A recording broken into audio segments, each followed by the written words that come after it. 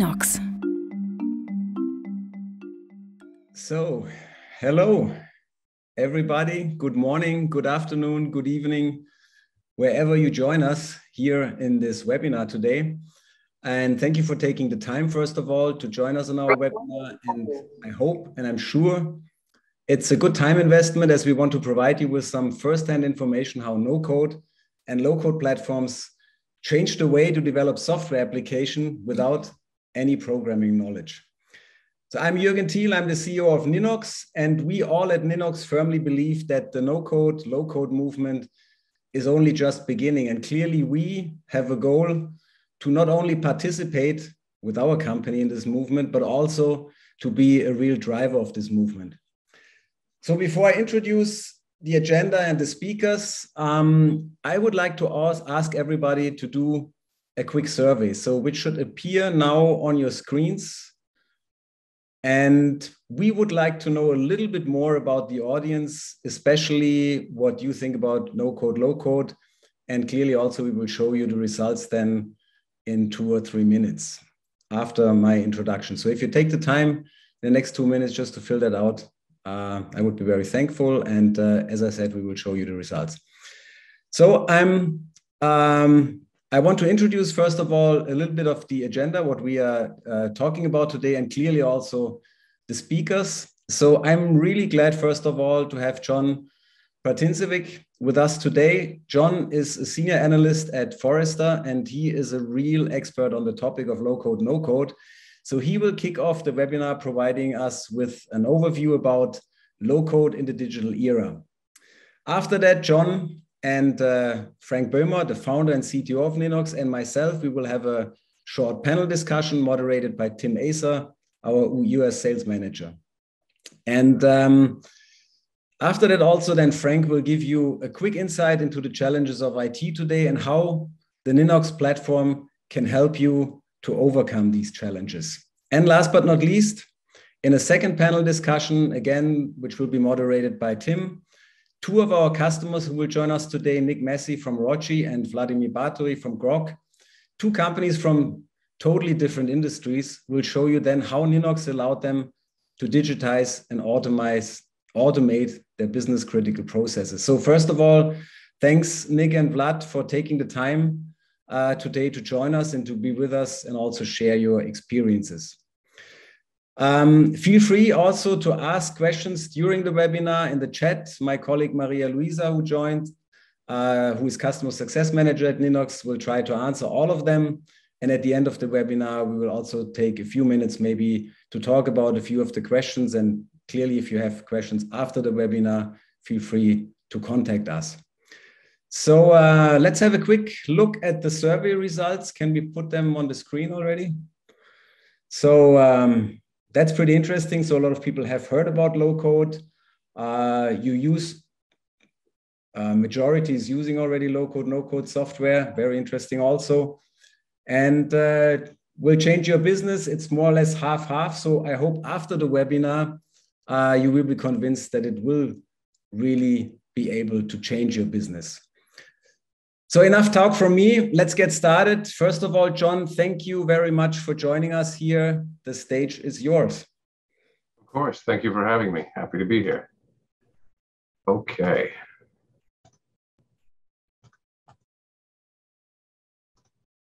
All right. So what I want to talk about today is low-code's role in the digital era. Because in my view and in Forrester's view, it's a big one. It may be more than at the moment you realize or see, and that's what I want to talk about. All right, so every time I speak on this subject, I start by framing a principle. I ask, what is digital? We have a definition for digital at Forrester. We say that digital refers to business models with technology at the core. So whatever the business is, technology is the center of it. When I talk about this, I like to reframe it a little. I like to say that if you're really digital, what that means is that software is an expression of the business. That is, if you're really digital, that means everything about a business. Its policies, its processes, its procedures, its data, its know-how, its aspirations, all of it. needs to be quickly turned into software and then continuously improved and changed as the business changes. Ubiquitous digitization that changes as the business changes. That's what being digital really means. But how do you do that? Because it's really hard and expensive and so on. One of the reasons it's hard is because there aren't enough developers to go around. I talk to technology leaders all the time. You may be in this boat yourself, where they tell me, and there's data to back this up. You can look at statistics on the graduates out of technical schools and the labor market and so on. But the simple fact is, it's hard to find good developers. They're expensive and they're difficult to attract because you got to be working on cool stuff. So we want to become digital. We want to ubiquitously digitize our businesses, but that means a lot of developers and there aren't enough to go around, and they're expensive when you do find them. And the natural result of this, of not having enough developers, as well as other things, is that a lot of the world still runs on messy analog tools and poor digital metaphors, poor analog metaphors. So this is a data point from one of our surveys from last year. We do this every year. It's a process automation survey. It's quickly becoming the low-code survey, where we ask a lot of questions around the state of digitization and automation and so on in businesses.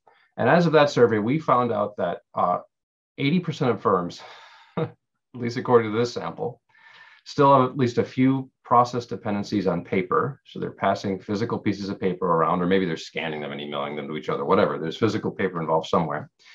And 99% of firms have at least a few dependencies on electronic manual routing. So things like passing spreadsheets around via email and doing stuff in spreadsheets, that sort of thing. This isn't digital. This isn't digital at all.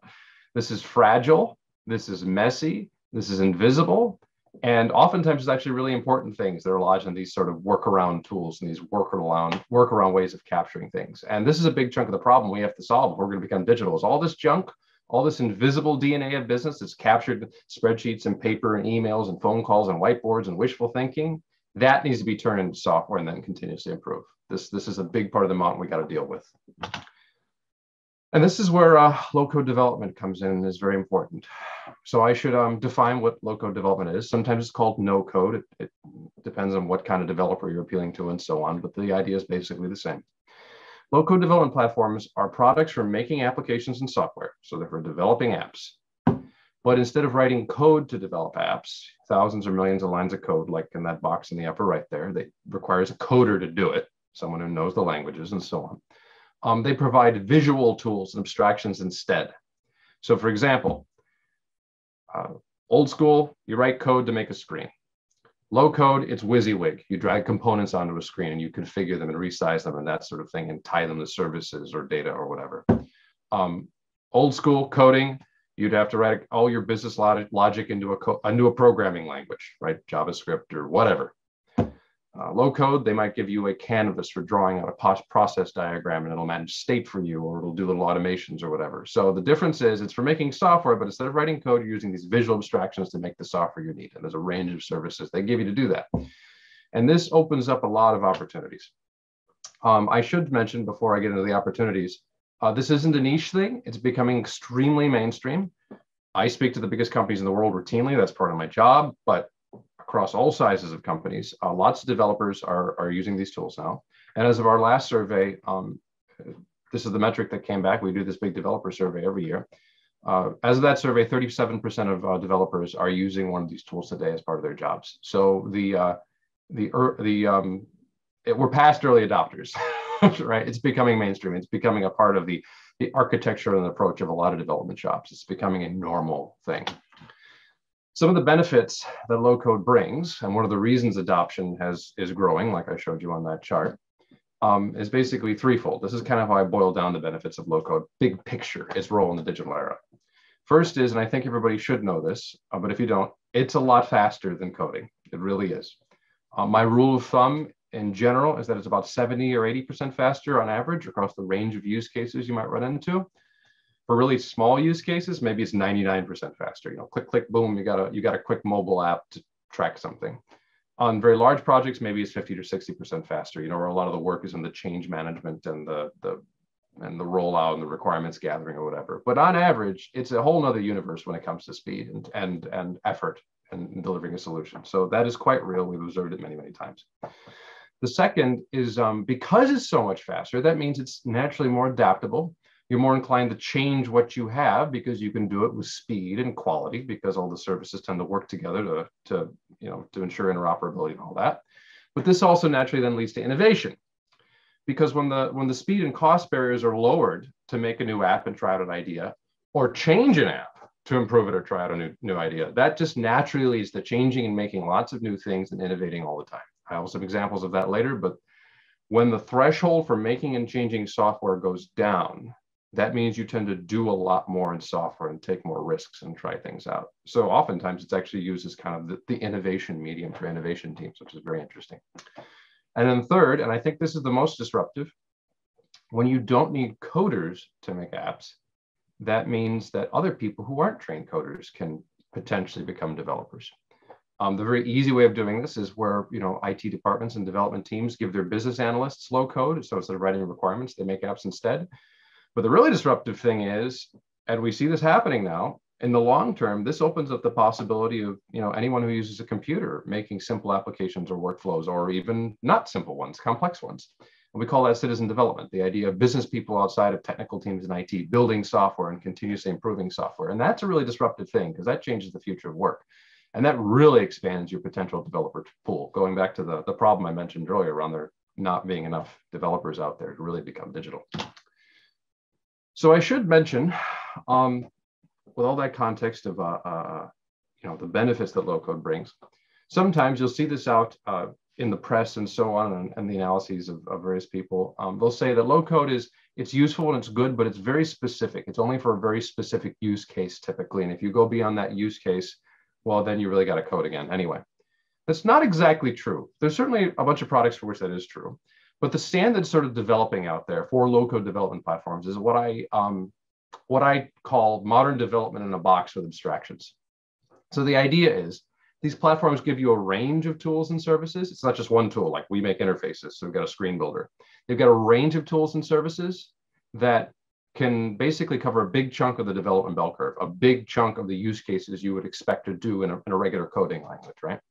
So when you have enough of those services, you can cover a range of use cases. And when you have development processes built in, you're kind of getting a modern development cycle to go with it. So around versioning and automatic deployment and testing and things like that. This is sort of the emerging expectation for good low-code platforms, is you can do a lot of different use cases and you get a good development approach to go along with it. It's not just the abstractions. And if you look at that grid on the right, that's a list of the actual categories of criteria I use as an analyst to evaluate products in our big formal evaluations that we publish sometimes. And you can see what I mean. We look for things like data modeling tools, data modeling and integration tools, so you can create new data models or new databases or integrate them once they exist or whatever. We emphasize the different kinds of integration tools and integrations you can do. There's a lot of emphasis now on process automation, long-running workflows and triggered procedures, and maybe layering AI services in here and there, or training a machine learning model, or doing process around content and managing content or whatever, or maybe even getting into some more advanced things in some cases like RPA or rules engines or whatever.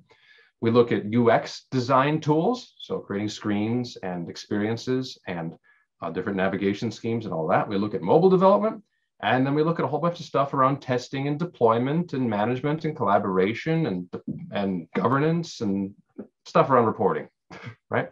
So if you think about what all these pieces represent, you can kind of see that covers a big chunk of what defines business software in many cases. And the idea is that these platforms give you abstractions for dealing with that along with the process. So you're getting modern development in a box with abstractions. It's getting so good, in fact, and you can see the circle there. What we're starting to see is that low code as a development standard is starting to infringe pretty aggressively on what used to be considered more specialized use cases. So here's another data point. Historically, we viewed low code and process automation platforms as separate things, okay? What we've been observing over the last few years is they're becoming the same thing. So here's another data point from a survey where we asked, okay, to this audience, in the context of automation and workflow, what describes your usage of these different process-related technologies? What we found was actually these general purpose low code platforms that have a range of services, including automation services, are actually outpacing the specialized automation players in terms of adoption. So that really proves the point. I mean, there's this segment specializing in automation, but the general purpose low code tools are increasingly doing more of that workload. And there's other data points to prove that, but it's really expanding out the definition of what a low code platform can do, even in things that we used to consider more specialized. So what does this mean? I've defined, at least given you my definition of what digital is: ubiquitous digitization, turn everything about a business into software and change it all the time. I pointed out how low code brings concrete benefits: speed, adaptability, innovation, more people can develop all that. And I've also pointed out that low code can cover a range of use cases, even specialized use cases in some cases, because they give you that range of services you could put together with a development process underneath. Big picture, what's that mean in the digital era? What's the impact? Well, I can't really improve on this comment that was made by a gentleman I interviewed a year or two ago on a research stream, where we were looking at all this. We were looking at low code and cloud platforms and apps and what's kind of happening out in the software world and how businesses approach software and how these ways of developing are affecting things. And the way he put it was, the boundary between build and buy is blurring massively. And I couldn't agree more. I couldn't agree more. In my view, low code, along with some other related technologies, is completely shifting the algebra about how businesses think about delivering software. Do you buy it or you build it? That way of thinking is basically broken now in this era because of things like low code. So we did a whole research stream on this subject, okay? It started with low code, but it got into a bunch of other things. We interviewed players across the entire technology ecosystem: big service providers, big enterprises that were buying or delivering their own technology vendors, just everybody and their uncle, on this subject of build versus buy and how the algebra is changing, low code being one of the factors. And what we found is that traditional build versus buy thinking, where you got build from scratch on one side, in code, millions of lines of code to make the thing you need, and then buy on the other, just taking something vanilla off the shelf and implementing it.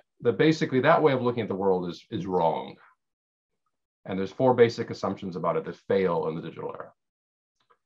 The first is that this traditional thinking, I'm going to buy something off the shelf and install it, or I'm going to build something from scratch, it underestimates the complexity and cost of a packaged solution of off-the-shelf apps.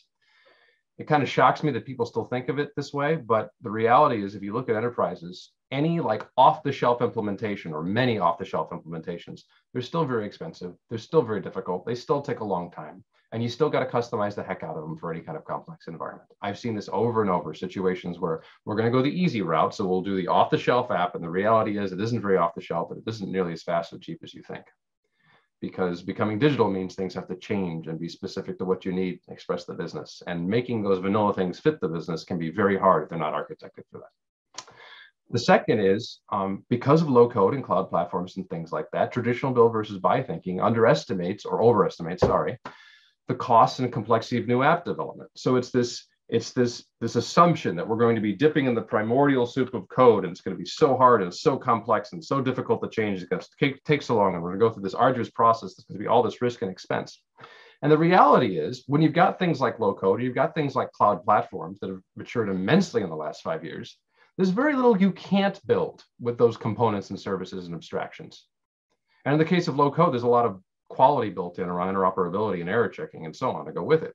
So you get those speed benefits. You get that the lowered threshold of labor. You open up the developer pool to who can develop. It's a completely different algebra when it comes to the cost, complexity, and risk of making stuff. It's completely different. It's a whole new world. And traditional build versus buy thinking doesn't really factor that in. It's just thought of as, well, building is just this big, deep, complex, expensive thing. And that is not necessarily the case for many apps. It really isn't. The third assumption that's wrong is that a lot of firms still underestimate the value of platforms and ecosystems.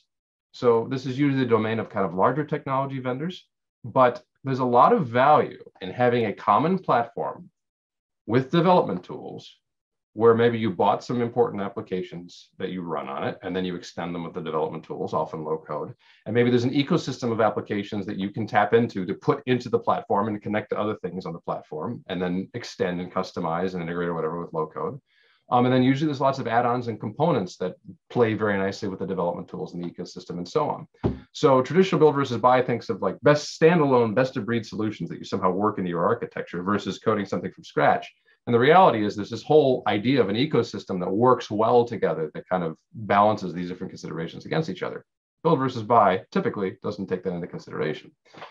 And then the fourth assumption that's wrong is that traditional build versus buy thinking really overestimates how similar businesses really are. And to me, this goes back to that definition of digital I mentioned at the beginning of the presentation. Maybe 20, 30 years ago, or however long ago it was, when software was restricted to a few key things, okay, you could argue that everyone was essentially the same. You all needed kind of accounting to work the same way according to accounting principles and so on. And you could assemble an architecture for the few key things that have to be expressed in software from off-the-shelf solutions and maybe customize them here and there. All right, maybe that would work then. But now, if you're trying to turn everything about a business into software and then change it all the time as the business changes, that means by definition, it's going to be very bespoke. It's going to be very bespoke when all those details and all that invisible data is actually turned into software. It's not captured in those spreadsheets and the paper and the whiteboards and all the junk that's out there, that's in every business. That means every solution, every piece of every solution is going to be at least a little bit unique, or sometimes a lot unique. And traditional build versus buy thinking doesn't take that into account. They think, okay, there's only going to be a few things that are unique. We'll make those and the rest will buy. And that doesn't work when you're trying to be really digital. You need to create a lot of bespoke stuff. And I have a quote that points out how low-code affects this directly, especially on app development. This is from one of the firms we interviewed, where this lady led a small development team of coders. And when they brought a low-code platform in, they found that it changed how they made software sourcing decisions. They could build, they could create new solutions a lot faster and a lot cheaper and a lot more easily, and it affected what they built and bought. It was a game changer, in other words. So here then is the conclusion of how this is affecting build versus buy. The traditional view, build versus buy, is wrong. Build and code from scratch versus buy a vanilla solution off the shelf is not really the way to think about it. The correct way to think about software, and low code is impacting this because it's one of the things that's really pushing the levers. Your real decision is, are you going to customize a solution or compose one? Meaning, if you're going to customize a solution, you're going to start with something off the shelf. You have to start with something that's architected for change, whether it's built on services or it's low code underneath or whatever. Your decision of customize is, I'm going to have a starting point, but that starting point is going to change. I have to factor that into my thinking. I need to be able to change the interfaces. I need to be able to change the workflows and processes. I need to be able to change the data models. I need to be able to plug other things in or whatever, right? That's one side of the spectrum of decisions, customizing stuff. There is no buy. Pure buy doesn't exist. And then the other decision you have is compose. That's your second option. But isn't writing solutions from scratch? It's not thousands or millions of lines of code for every project under the sun. You're going to take things like low-code platforms. You're going to take things like services from the cloud platforms, and you're going to weave together a solution from those pieces, right? Using the different options that are available to you. That's really the decision that enterprises have in front of them. Am I going to customize something that's meant to change? It's architected for that. Or am I going to compose something from pieces, right? And there's different points along those halves of the spectrum, but that's really the decision. Pure buy doesn't exist. Pure build really isn't necessary or practical for so many things anymore. The digital era and the tools available in it have changed everything. And as I mentioned at the beginning, given this need to become digital, what this means is, with these increased tools and the pressure to become digital, is that the pendulum for, off the shelf versus more bespoke implementations is swinging more towards the compose option. In that build versus buy research I told you about, where we interviewed a bunch of people, what we found very consistently was the closer you got to the customer, the more likely, actually it was virtually certain, that a given software project was going to be a bespoke project. It was never going to be a big suite that you tried to put in place. It was going to be custom development and weaving components together and that sort of thing. This was really exemplified in e-commerce, where virtually every modern e-commerce project is a bespoke development project. But it was cutting back really fast. We found in the interviews, like, okay, yeah, e-commerce, that's very bespoke. But the moment you get back in the back office operations which support your e-commerce, you need to be able to improve those processes, and that means custom development. You need to be able to create new interfaces to, deal with customer service or whatever when there's exceptions to processes or warranty claims or whatever, and that's custom development. And basically, it radiates from the customer. But it doesn't stop there. It keeps cutting back even in the things we think of as sacred traditionally, like core systems that aren't supposed to change. In some cases, we found people really need to change those core systems to be digital.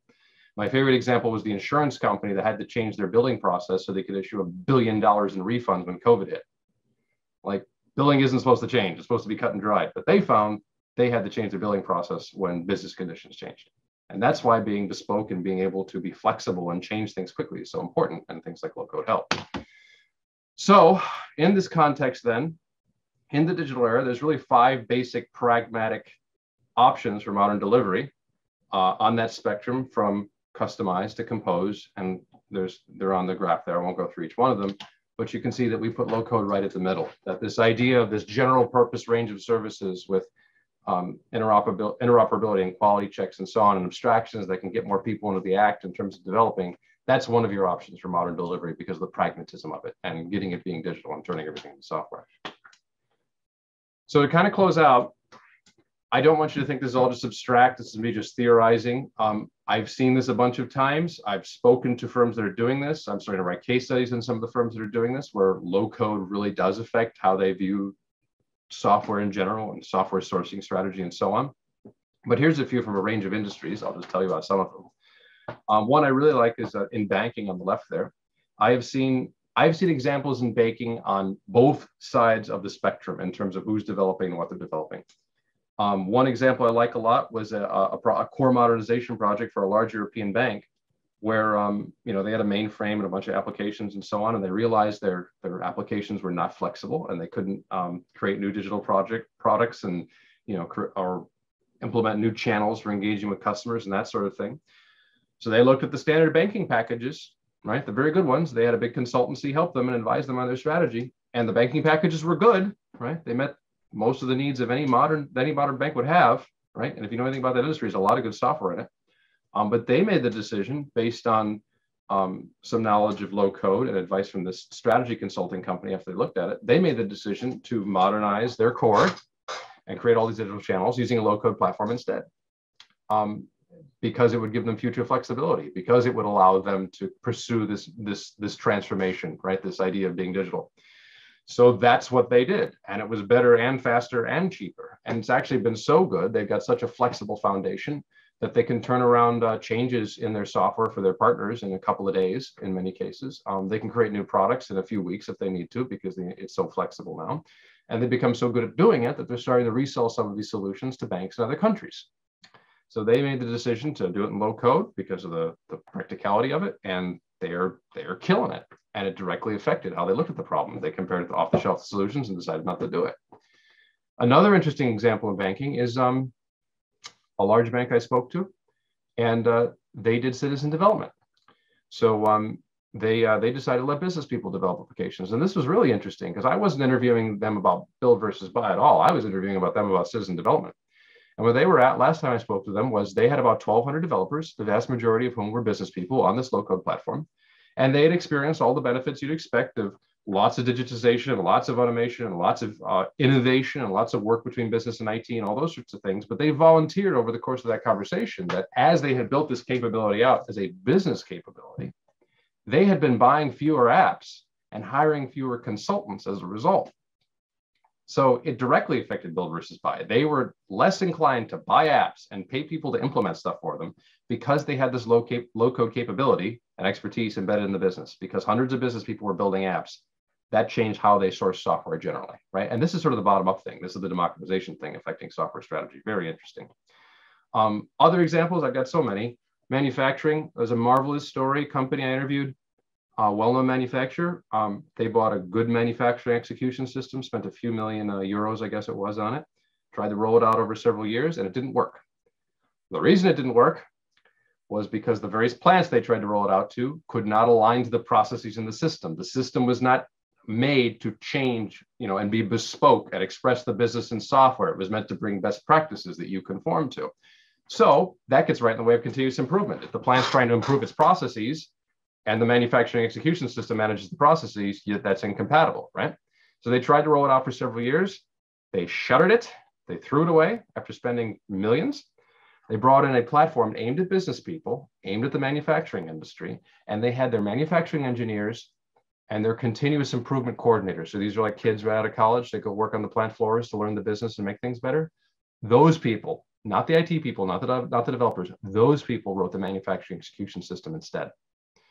And last time I spoke to them, they've got about 70-something developers working on it, all of them outside of IT. They've got a culture in the plants of creating and improving applications to make manufacturing better instead of using spreadsheets and whiteboards and all that.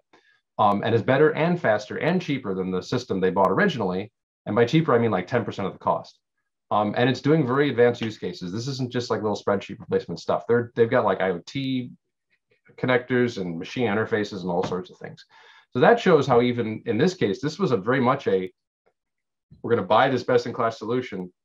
It didn't work because it couldn't really be digital and correspond to what the business needed. And it was the domain experts who used a platform to write the new system instead. And this was not a trivial system. It was a big set of systems. Really cool stuff. And then I'll just pick one more, logistics. This is one I just came into contact with recently. Gigantic European logistics firms, absolutely huge. Core modernization again. They had a mainframe and C++ applications and whatever else. They knew they needed to modernize it. They considered coding it from scratch, but they didn't have the in-house expertise and they felt it was too risky based on their previous experience. They looked at off-the-shelf logistics software, decided that they couldn't change it easily enough. It was too generic, too simple, and logistics can be very complex and customers are very demanding. You need to change things all the time. So they decided to go with a low-code solution instead. And the really interesting thing is not only have they modernized their transportation management system and their billing and they're like all these different like pretty heavy logistics solutions for one of these huge companies, their professional developers are doing it and business people are doing it, both. There was collaboration going on between their existing legacy developers who wrote in old languages. They're using the low-code platform now. And business people are being brought into the act to develop certain applications as well. So it's showing how that line between business and technology is blurring because low-code allows it to, and they're pursuing this compose option as to how they're making all their software now instead. It's really, really interesting. So after all that, these are my recommendations generally to people on this subject. The first is that you should have a low-code platform. That's just table stakes advice from Forrester. Now, this is a basic capability everybody needs to become digital. The second is that in this world where build versus buy are blurring and it's becoming a different set of options as I described, you really should include compose using low-code and other things as a key option in a software sourcing decision. So if you're going to buy an app or a suite, only buy an app or a suite that is modern, is architected for change, is actually a close fit for your needs. You're not just buying it because off the shelf is somehow better, you know, that's the religion, but like it actually is a close fit for your needs and it's at a price you're willing to pay. And if it doesn't check all those boxes, you should really consider composing stuff instead because the algebra is different now. It's actually very practical to do so. Third, find more developers because you're going to need them. If you really want to be digital, there's going to be a lot of development work that happens in this world. Try to push out the development work in a decentralized way, federate stuff, you know, your low-code capabilities out to different business units, democratize your citizen development, that sort of thing. Try to get people working in the medium of technology as a cultural attribute. I always point this out. Try to use low-code to kickstart that continuous improvement culture. It's not just we can make apps more easily, but we can improve the business in technology more easily. And that tends to happen anyway, whether you want it to or not, but you should do that kind of consciously as a strategy. And finally, where I started, the goal of all this is to become digital, turn everything about the business into software, and then change that software as the business changes. So express the business in software. And low-code is one very practical way to do that. And in my view, that's low-code's role in the digital era. So with that, I will wrap up. John, thank you so much for the presentation and sharing your insights with us. Just a couple of questions while we still have you. You mentioned a few industries there at the end. Do you see any trends regarding industry segments or type of companies deploying no-code, low-code solution possibly faster than some of the others? I'm going to give you a few answers. One of the things people really value about analysts is they talk to a lot of people, okay? So I'll start there. In my experience with my client inquiries, it seems like banking and financial services are probably the #1 kind of category. I get a lot of questions from insurance companies, a lot of questions from banks, investment firms, things like that. And you see a lot of vendors focusing on them as well with accelerators and expertise and so on. So there's definitely money there and work happening. In the data, our developer data, and I have to be careful about how I say this, this is developers now. This doesn't mean how many apps or how much money. It's the proportion of developers in that industry that are using low code. It's kind of the opposite. The #1 industry in our data is retail, which is really interesting because I don't think I've ever gotten a question from a retail firm. And banking and financial services is kind of lower. So there's something going on in retail, but I have no personal experience with it. Just that's what the data tells me, that it's pretty high over there.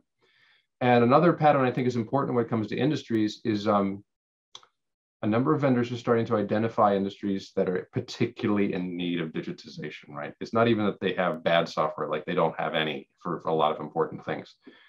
So kind of industrial under digitized industries, like I think of construction, especially like small or medium-sized construction firms and things like that, some manufacturing, depending on the particular industry, some logistics. I often point to upstream oil and gas. You know, I worked in logistics for upstream oil and gas years ago, and so much stuff ran on paper. It was amazing, and still does. So those sort of under digitized industries, I think you're going to see a big uptick because vendors are starting to focus on them, and the opportunity is so obvious. So different angles on the question. Interesting. And do you see an opportunity or even a need for a verticalized no-code platform? Yes.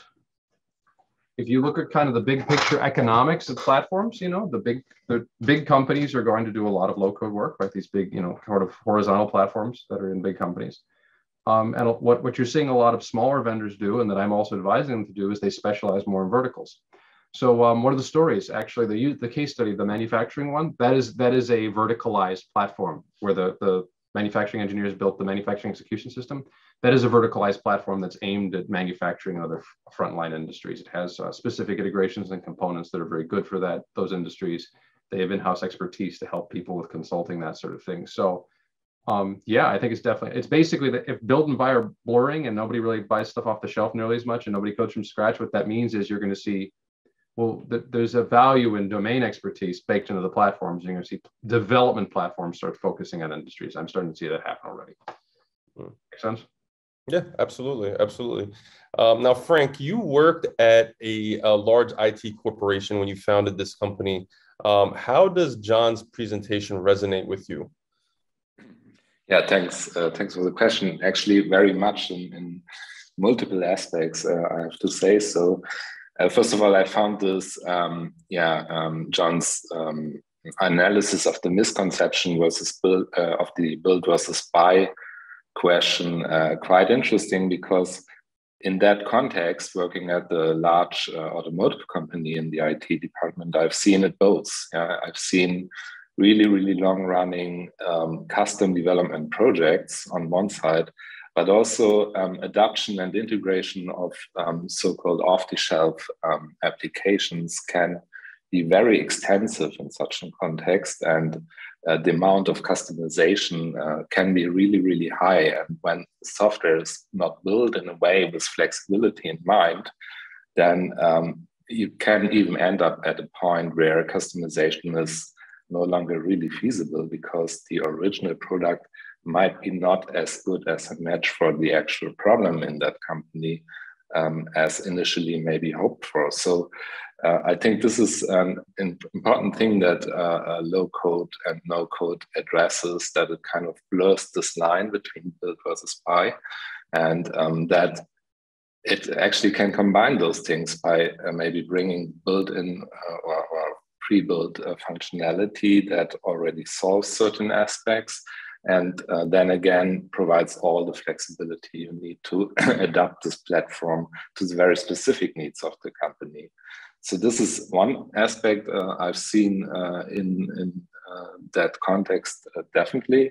Another one is certainly the demand, and I think this is maybe a newer trend of the last 10 years, I guess, that the demand for digital solutions is sheer overwhelming within IT departments now. So business is requiring so much of innovation, and everything needs to be supported by software, and that software needs to be either bought or built or in any way created in that context of the company.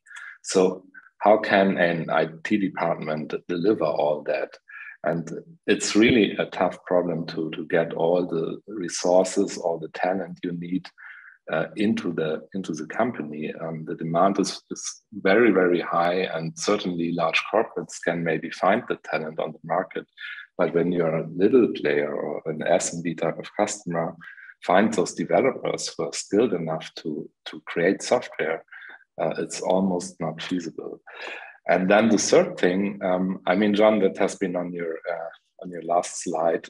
You mentioned that low code can become part of a culture, yeah? And I think that's really the beauty of it. Low code is something that not only is used by IT people, but something that is actually also used by business people. We call them sometimes citizen developers. So those people who really understand their problems and who have this demand for digitization are not just on the requirement side, but can actually contribute building the solution. And I think this can lead to a cultural change within a company.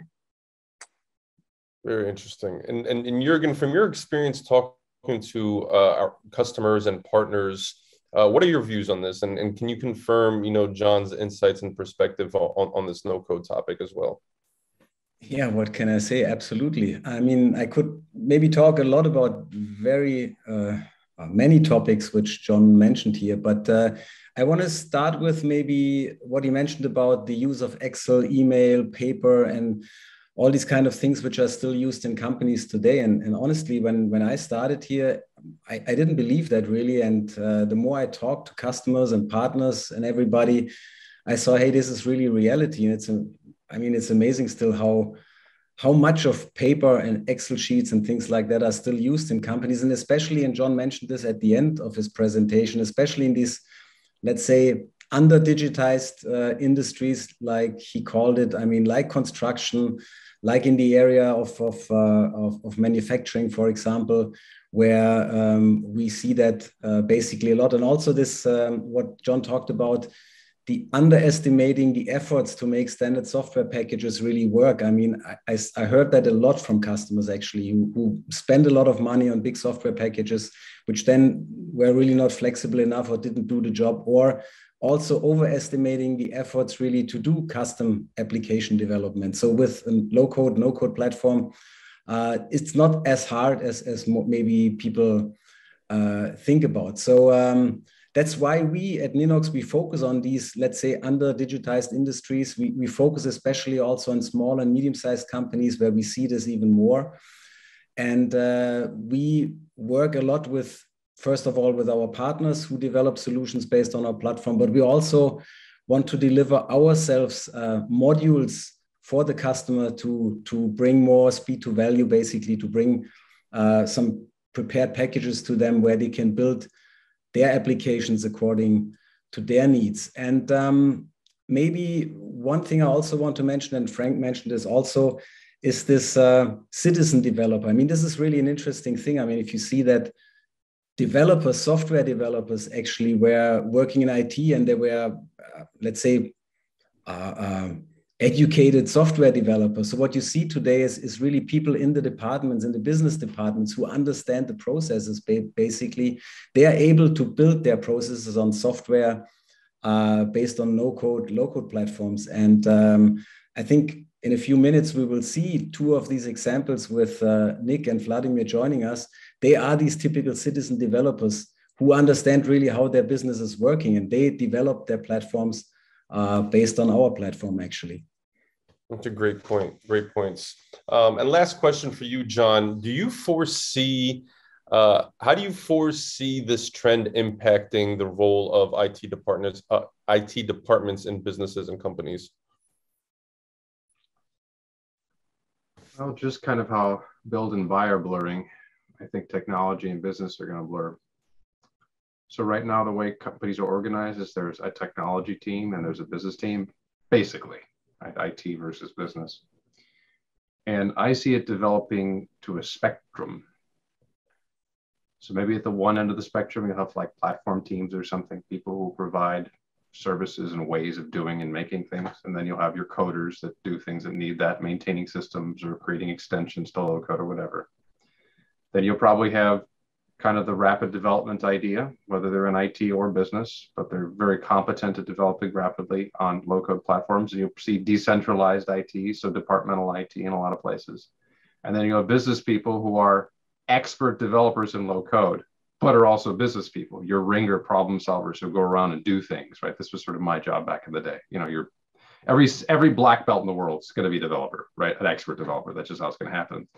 And then the average business person may not spend most of their time creating or manipulating digital artifacts, doing development stuff, but they will do some of it, right? They will create a little automation when something triggers, go do this. They will create a little database to track something. They will create a new interface into a database to do something, whatever. It'll just be a a generic business competency that you expect when you're hiring someone who's going to work on a computer, just like you expect Excel and email now, right? So technology be spread across that spectrum, basically. And it's only because of the medium of low code that it's abstracted, that isn't writing in a lower level coding language that can happen. And I know companies are asking me how to do this now, right? So that's where I see it going, basically obliterating the difference between technology and business for real. But the abstracted development environment is what allows it to happen. Interesting. Well, John, thanks again for your presentation and sharing your insights. It was really eye-opening to all of us. I'd like to pass it on to Frank to kind of show us a live demo of Ninox and the database, to get a kind of visual representation of what it looks like and what can be created. So I'll pass it over to Frank. Thanks a lot, Tim. Then let me share my screen and maybe we run to short presentation of what we are doing here at Ninox. So this is a no-code presentation tool here. So yeah, we are Ninox. We are a startup based in Berlin, and our mission is to empower business teams. We want to help people in the business departments, and as John mentioned, this line will definitely blur, but we want to help primarily those people in the business departments who understand their processes very well, who also are driving basically the demand for digital solutions, that they can actually have those solutions, that they can get the tools to digitize their workflows in no time. Well, maybe not no, but in the shortest time possible. That's what we want to achieve. And the reason why we think that's important is, John, you already showed it before, a tremendous amount of processes these days still is backed by spreadsheets. You can look in any organization from small to large, you will find those spreadsheets. You will find pretty advanced spreadsheets. You will find spreadsheets sent back and forth via email or other communication channels. You will find them even as actual applications. You could, to a certain extent, say that maybe Excel is a no-code tool in a way, because that's what everybody uses when there's no real solution in place. And this is a situation that is coming from a lack of integration of isolated applications. It's because applications are not, or solutions are not really adapted or not really customized to the actual workflows, to the actual requirements. And they are not customized to those requirements because IT departments just don't have the capacity to satisfy the demand business has. I mean, you can look at how IT budgets developed over time, and on the other hand, how large the demand for digital solutions is these days. So it's really no longer in line. And we think that we can help to mitigate this by basically increasing the efficiency. And that's what any low or no code application platform tries to achieve first. It's about making development of new solutions much quicker than it is with traditional software delivery models. So for us at Ninox, speed to value is the overall guiding principle. We want to build a platform that's really easy to use so that you can get up to speed very quickly. We want to build a platform that is flexible enough to satisfy the requirements in at least in our problem domain, that's internal processes within organizations. And we want to build and provide a platform that provides the scalability and the robustness and the reliability that you need to actually rely with your core processes on this platform. And with that, we achieved now a pretty wide range of customers across the world. So more than 6,500 customers in very different verticals, also customers of very different size. So smaller, maybe construction companies up to large scale engineering companies. But we see certain hotspots. We definitely can see that there is now a rising demand for low-code or for digitization, if you want, in the kind of old economy. So in those verticals that are maybe not at the digital forefront, like construction, like manufacturing, also in healthcare, for example. We will see two very different companies a little bit later. One actually in our focus verticals like Rotschy, and also I would say really at the forefront of tech, being a company like Rock. And John also mentioned platform on the ecosystem, and I think that's really important because when you adopt a platform, a no-code platform in your environment, you want to make sure that you can get talent on board that is knowledgeable in this platform. You want to make sure that you can reach out to a network of partners who can help you maybe to solve more complex requirements. And that's what we also build around Ninox. We're building a really thriving ecosystem. We're investing a lot in our community, and actually our users and customers also giving a lot back. And this is really, really for us a very motivating relationship that we built over the time here. So enough words. Let me give you a very, very short demo of what Ninox can do or how it works at its basic principles. I guess we are hitting one of those cases that John mentioned as the 99% efficiency case, so a very small use case that we can build with Ninox in literally just a couple of minutes. And I want to build a solution here that tackles the applicant management process. We are hiring at Ninox, for example, at the moment, and let's maybe build this HR solution, HR applicant management. I based this on one of our pre-built components. It's a very simple component that already comes with some example data about people. So we will base on this here and now extend the solution in a couple of steps. So first thing I want to do here is to manage our job postings. And a job posting is maybe something I want to associate with a hiring manager. So I will take a user here to define a hiring manager, and I will give it a job title and maybe also a job description. And here we go. So our first little app is already built. I can say now I'm, as the hiring manager for tech, want to find a new junior developer. You can see, so this is the basic principle of Ninox is that you can always instantly develop and also work with the solution. Everything I built here is already can be already used by my team. I can use it on my mobile phone. The data will be even offline available. And now I just put some data into my job posting. I have something here prepared so that we don't waste the time here for defining the role. And next is, of course, now I reach out and I build up a pipeline of applicants, and also that needs to be tracked. So let's create something to track applicants. And I want to just relate kind of a person with a job posting. So a person, a contact is applying for my job offering. So we can do this by utilizing the Ninox concepts of relationships. And let's just relate the applicants to contact and job posting. And then, of course, I want to have some information about the status. Yeah, so did I already talk to the applicant?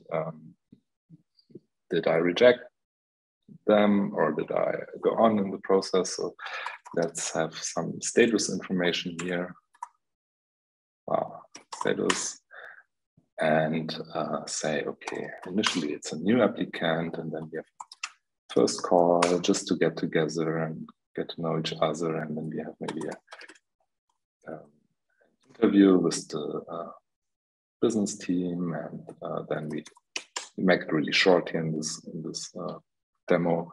Then we either close or reject the applicant, and we say, okay, this is something that should be always there, and it starts always with new. You can also add some color here, or some things to make it a little bit more visual, and maybe a nice color. And there we go. So now I can start to fill the pipeline, and let's assume we have now Jordan applying for my junior developer position. I can even change this here. So Jordan is applying for my junior developer position. And maybe let's have the status a little bit more like an actual pipeline. So that's also something that works very simple in Ninox. You can change the way how information is visualized in my form. And I want to also work in a different way. This looks a little bit like an old school spreadsheet. I can, of course, show more data here and say first name and last name of the applicant, and also the actual job posting or job title. I want to see that, but this still looks a little bit like a spreadsheet, though it is not, right? We really already built a relational data model for the experts here in the background that manages the relation between people and job postings. But I want to have it a little bit more visual to see where I really am at. And let's just call this pipeline. So another concept of Ninox is to represent data in different types of views. And this time I want to see it as a Kanban view, so that I have something like an applicant tracker in a pipeline way. And because I'm not really good with names, I also want to see the face of that person. So I can just go here and have the photo on my view. And there we go, my applicant tracker. I will now move Jordan to the first call and get to know her. So this was an applicant tracker in, I don't know, 5 minutes, hopefully. So if we can build something like that in 5 minutes, you might imagine where you can end in a couple of days, adding automations, adding APIs, integrating this with, I don't know, with LinkedIn, and so on. Yeah, so this is really just the start, but I hope it shows how no and low code is suited to really, really shorten the path from idea to solution. And that's what we're basically doing. Because if this path is short, then you might actually want to invest in it and take the risk. But if this path is really blurry and there are a lot of obstacles, then maybe you just give up before you even start to think about it. So this as a presentation from Ninox, and I want to stop it now here. Tim. Well, thank you, Frank. Very compelling. You made that look a little bit too easy. So thank you for that. We'd like to kind of move forward and introduce one of our customers. So we have Nick Massie from Rotschy Inc. with us here. How you doing, Nick? Yes, going really well. Thank you. It's always great to watch Frank work. He is a genius in this field, and any chance I get, I would actually pay money to watch Frank work. He's phenomenal at this stuff. Well, there's a new business opportunity for you there, Frank. So, which Frank are you talking about? You, Frank. Yes. Well, Nick, thanks again for joining us. I won't take up too much of your time. I know it's the start of your day, so we'll get right into it. What solutions have you used in the past, and why did you step away from them? Well, of course, I use Microsoft products, Word, Excel, and Outlook, and to create my business applications. So it's like a RFI log, and so you'd create this list in RFI, and then you'd create this document in Word, and every time you need to go do something in Word, you would go over and have to fill all this information out. And I was thinking, there's got to be something easier. So I actually went to FileMaker Pro is where I went to. I spent a couple of years developing in that. Very, very difficult to do it. And then the price went up extraordinary. I mean, it was a very expensive program. And so I just did a search one night, and I found Ninox as an app, and I downloaded it. And within minutes, I was going where it used to take me a long time to relate a table over to FileMaker. It was now just a drag and drop, and there it was. And I could have multiple shares. I mean, it was just like this whole new world opened up for me as soon as I went into Ninox, of the ease of use and the power behind it. And Nick, how did you set up your project? Where did you start? Who was involved? Can you walk us a little bit through that process? With a blank screen. That's the whole thing. That's the beauty of Ninox. I'm not a very good planner. I'll be that up right up front. I'm going to build it as I see it. And that's what's great about Ninox is I can grab a new table, start dragging fields into it, just like Frank was showing you. And if I need to, that doesn't work, so we'll pull it out, we'll do it again, rearrange. And meanwhile, I'm not losing any data when I'm doing that, except for those fields that I'm deleting. So I make sure that I don't do that. I have done that before, deleting a field with a whole bunch of data in it. That's not good. But and so that's when Maria teaches a webinar every Tuesday, and on those we have new users that come. But that's the thing that I want to express to everybody, that Ninox, you don't have to have a plan. Just start.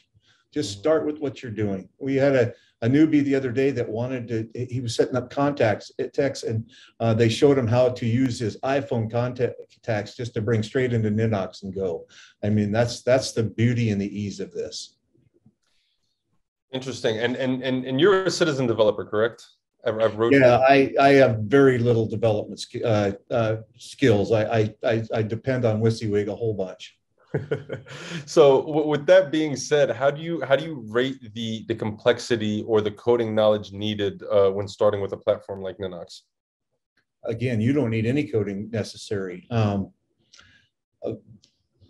for doing this. The only coding you're going to need to start out is very small. Some if-then statements maybe, and then you can gradually learn as you're going that you want to generate some records, so you need to use a loop, and all this stuff happens. And the great thing about Ninox is also the help that's available. Again, I cannot stress enough Maria's part in my learning.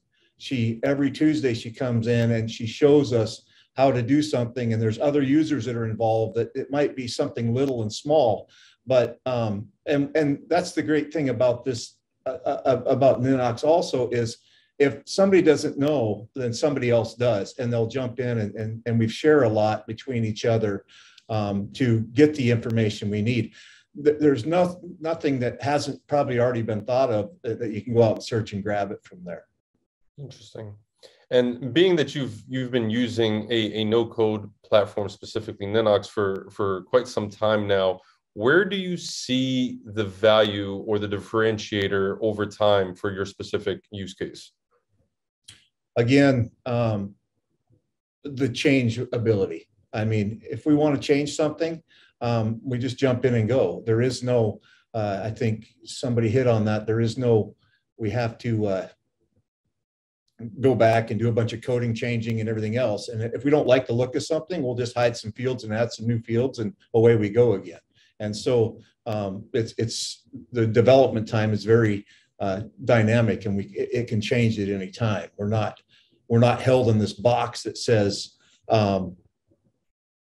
you can't do that because of this. There's nothing there that does that. We can just go forward and do it. If anybody else on the team wants to add anything before we conclude here. Yeah, maybe I would like to thank you again, Nick, for joining us and taking the time here. I very much appreciate it and show what you've done. And I personally have seen a bit more of your application. I was really impressed what you have done with Ninox, and it's a great example, I mean, what can be done.